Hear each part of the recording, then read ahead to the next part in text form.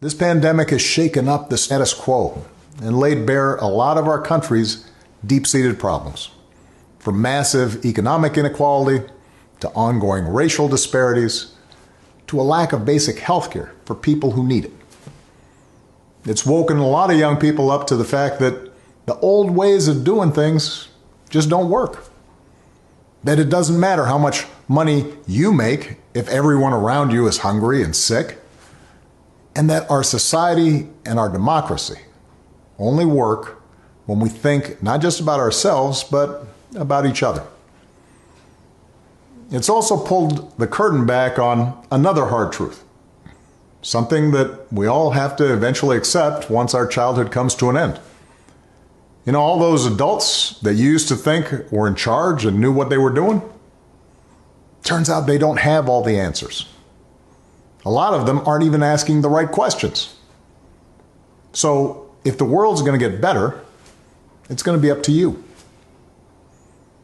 That realization may be kind of intimidating, but I hope it's also inspiring.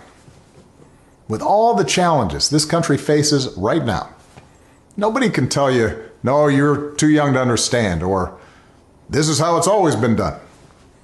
Because with so much uncertainty, with everything suddenly up for grabs, this is your generation's world to shape. Since I'm one of the old guys, I won't tell you what to do with this power that rests in your hands, but I'll leave you with 3 quick pieces of advice. First, don't be afraid.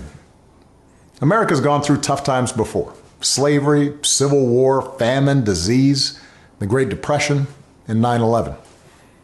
And each time, we came out stronger. Usually because a new generation, young people like you, learned from past mistakes and figured out how to make things better. Second, do what you think is right. Doing what feels good, what's convenient, what's easy, that's how little kids think. Unfortunately, a lot of so-called grown-ups, including some with fancy titles and important jobs, still think that way, which is why things are so screwed up. I hope that instead you decide to ground yourself in values that last, like honesty, hard work, responsibility, fairness, generosity, respect for others. You won't get it right every time. You'll make mistakes, like we all do. But if you listen to the truth that's inside yourself, even when it's hard, even when it's inconvenient, people will notice.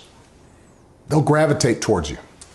And you'll be part of the solution instead of part of the problem. And finally, build a community. No one does big things by themselves. Right now, when people are scared, it's easy to be cynical and say, let me just look out for myself, or my family, or people who look or think or pray like me. But if we're going to get through these difficult times, if we're going to create a world where everybody has opportunity to find a job and afford college, if we're going to save the environment and defeat future pandemics, then we're going to have to do it together. So be alive to one another's struggles. Stand up for one another's rights. Leave behind all the old ways of thinking that divide us: sexism, racial prejudice, status, greed, and set the world on a different path. When you need help, Michelle and I have made it the mission of our foundation to give young people like you the skills and support to lead in your own communities and to connect you with other young leaders around the country and around the globe.